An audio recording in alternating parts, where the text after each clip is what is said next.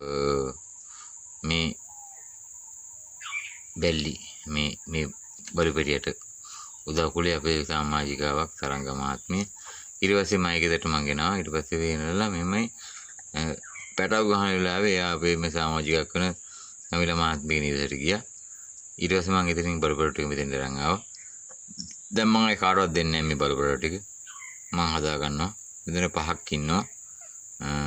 බල්ලෝ 3 දෙනයි බැල්ලියෝ දෙන්නයි. මොකද මේ ගිනි කාට්ට කැලෑවේ අපිට සත්තු ඕනේ. මෙයා අපිට ආයුධයක් තරම් වටිනවා මේ බැල්ලි. එයා ඒ තරම් සැරයි. ඉතින් මෙයාගේ මේ පැටරුත් ඒ වගේම සැර වෙයි කියලා අපි හිතනවා. ජීවිතය අපිට ගෙනන් තියෙන ඉච්චරයි. මේ කතාන්තර ඒව මේ වෙයි. ඒත් කමන්නේ. මේ මම කියන්නේ මෙච්චරයි. ඇත්තරම මේ අහිංසක ජීවිත වලට අබේදානයක් දුන්නා. ඒ ගැන මට සතුටු සාමක් තියෙනවා.